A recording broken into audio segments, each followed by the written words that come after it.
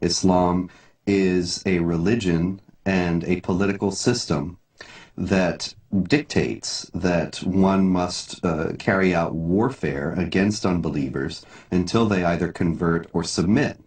And this is the justification that the terrorists around the world are using for what they're doing.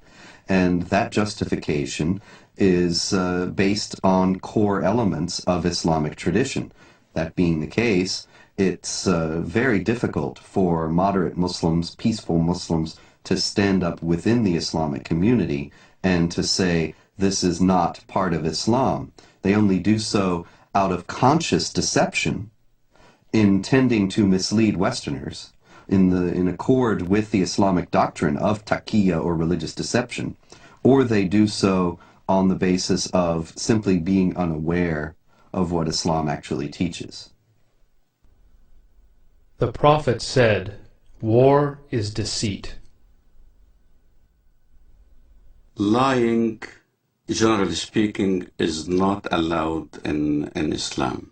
But unlike other religions, there are certain situations where a Muslim can lie, and that would be acceptable, even encouraged. This concept called al-taqiyya. Al-taqiyya means prevention. So a Muslim is allowed to lie to prevent harm that may come to him or to Islam. When one is under pressure, one may lie in order to protect the religion. This is taught in the Quran, chapter 3, verse 28, chapter 16, verse 106. There are certain provisions for lying. So a Muslim can lie for the cause of Islam, can lie to keep peace in his family, so he can lie to his wife. A Muslim can lie to his fellow Muslim to keep peace in the society. Muhammad himself ordered people to lie. When people that he ordered to go and kill somebody, they told him, we cannot kill him unless we lie to that person. He said, okay, fine, lie. The Apostle said, "Who will rid me of Ibn al-Ashraf?" Muhammad bin Maslama, brother of the Bani Abdullah Shal, said, "I will deal with him for you, O Apostle of God. I will kill him."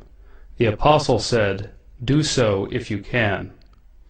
He said, "O Apostle of God, we shall have to tell lies." The Apostle answered, "Say what you like, for you are free in the matter."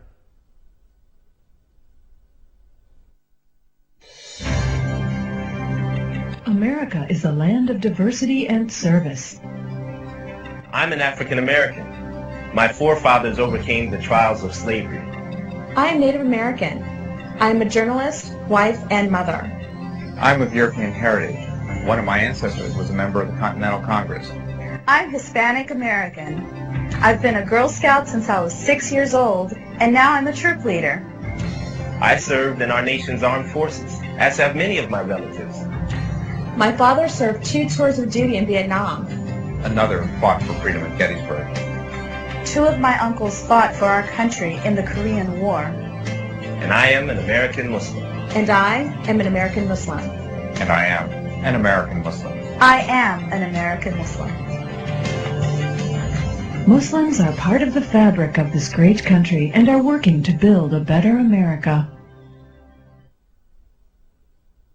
The spokesmen for Islam in the Western world know how to play the game. They know how to present their cause in the way that is not only regarded as acceptable by the societal mainstream, but also reasonable and even, one might say, just. They will appeal to democratic institutions and their human rights in the full knowledge that given the power to do so, they would abolish those institutions and deny those rights to others.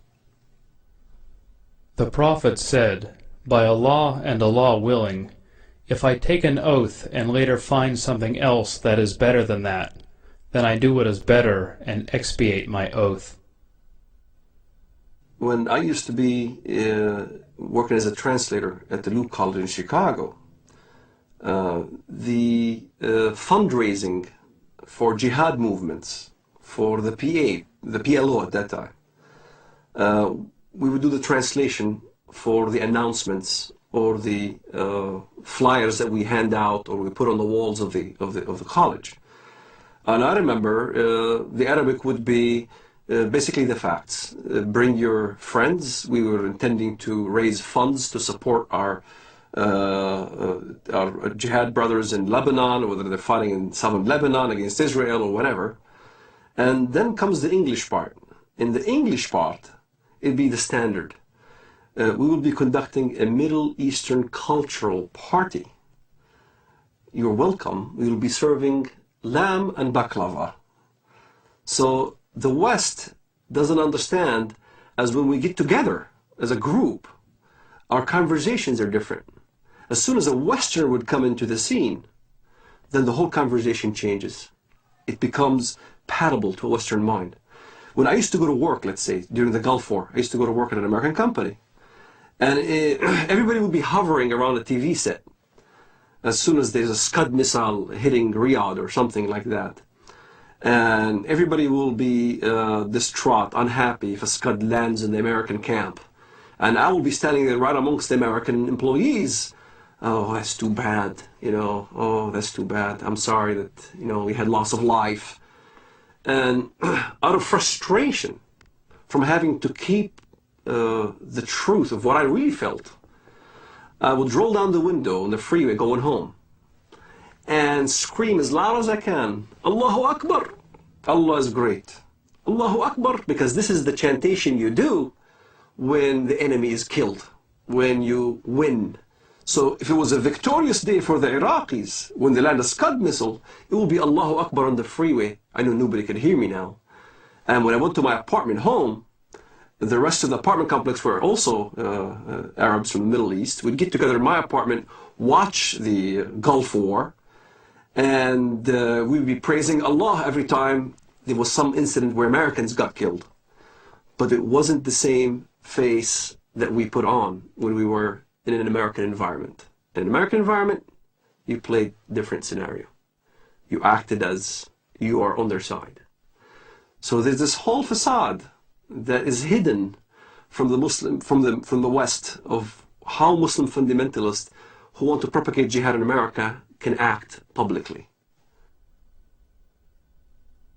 Is what we are witnessing today a clash of civilizations? We ask that of noted Palestinian scholar and professor of English and comparative literature at Columbia University, Dr. Edward Said. No, I don't think so, and I think the whole thesis is a bit of a false one, because in the first place, civilizations are not little packages that are kind of completely detached from each other.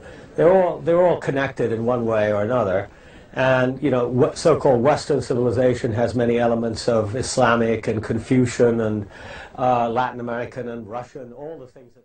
The basis of and prophet of this new version of Islam as a religion of peace and tolerance was Edward Said, who established in all universities and in academia this Islamic vision of peace. On this basis, the whole history of Dhimmitude and Jihad disappeared.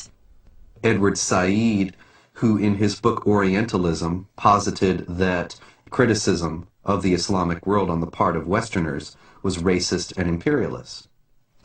It is spread in order to make political points, to accustom Westerners to the idea that Muslims are here to stay in the United States and that they must not be questioned in terms of their loyalty to the secular framework of Western society, of the United States and of Europe as well.